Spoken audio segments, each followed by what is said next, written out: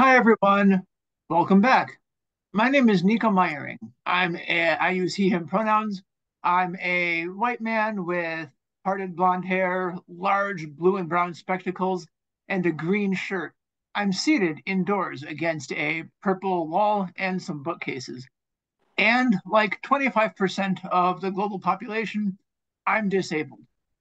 Non-disabled people tend to think of disabled lives and disabled experiences as sad, maybe pitiful, maybe not worth leading.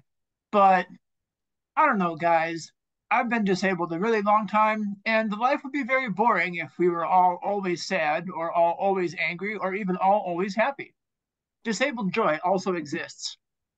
The disability community has as many opinions as it has members, which is why I've asked my friend Marie here today to talk about disabled joy with us. Marie, thank you for being here. Yeah, of course. Thank you for having me. Marie, tell me about a time that you felt disabled joy, or just joy in general.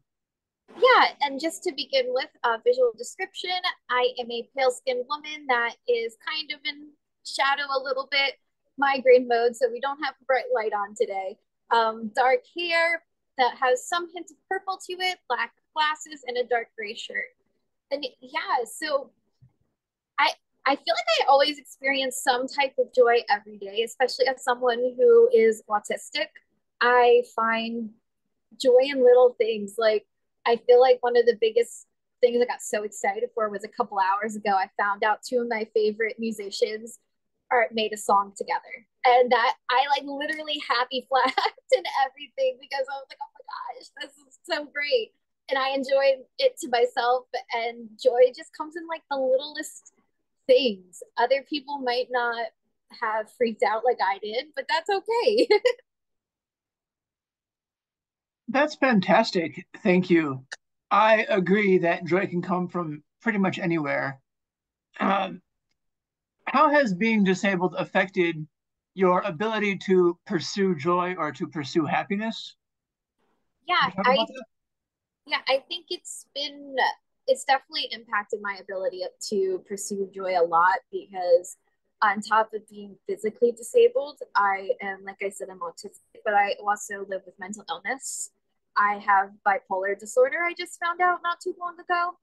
And so it's it's definitely been harder for me to find some semblance of joy in times of my life, especially when I get in depressive episodes. And it's been more challenging at times, I feel like, for me, just because those I have those like little genetic triggers that sometimes I'm not producing enough dopamine or serotonin and all of that.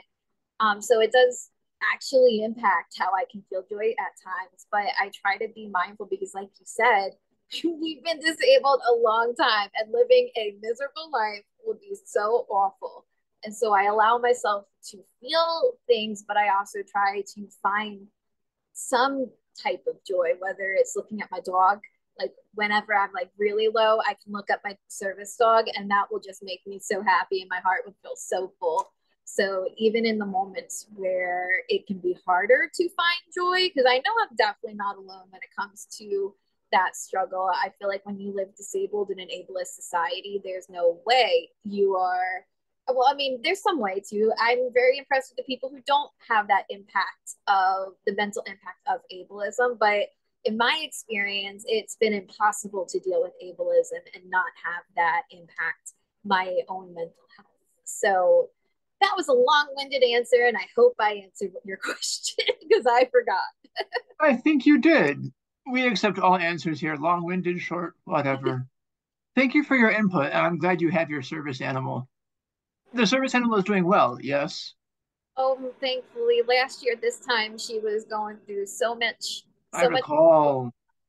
but she's even running now. It's amazing how much we've been able to get her. Knock on wood, she's doing good. Fantastic. I'm glad to hear it.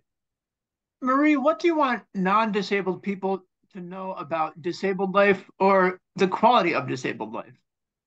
Yeah, I want them to know that having a disability, multiple disabilities even, doesn't mean we don't have lives that we want to live at times. Like, it's only natural sometimes, especially when you live with mental illness, to feel down about your life and situations. But ultimately, I love my life, even with my illnesses, even with my mental illnesses. It's like I wouldn't want to trade my life because it's mine, and I'm very protective of the life that I live because the world makes us feel like we shouldn't be proud of these types of lives, but there's nothing we should be ashamed of. There's no there's no shame in being different, being proud to be different, and living our lives a little differently because so many people would think that my life isn't worth living just based on my conditions, based off of how I live daily. I don't go out much. I don't have like, local friends, and I don't have that social life that everyone else has. Well, most people seem to have. And so it's like they definitely would think my life is miserable, but I'm so full with the work that I get to do with the art and activism and being able to connect with other disabled souls around the world.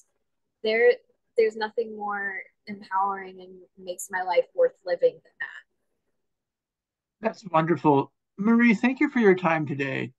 As we close, I'm going to ask you the question that I close most of my interviews with. Is there like a recent win that you're celebrating that we can celebrate with you? Or if not, where can people find you online? Oh, yeah, I appreciate you asking. So, I actually recently just found out that I am nominated for several social health awards this year.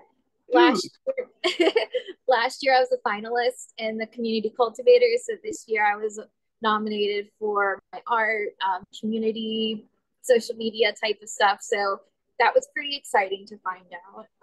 And you can connect with me on social media. I am at Rare Advocate, Art Activism by Marie DL. If you Google any of those things, I bet you can easily find all of my pages. Marie, thank you so much for joining us. Have a great rest of your day. I hope you feel well, and I hope that you do well. Thank you. Right back at you. Thank you, old friend. Bye, everyone. Tune in next time.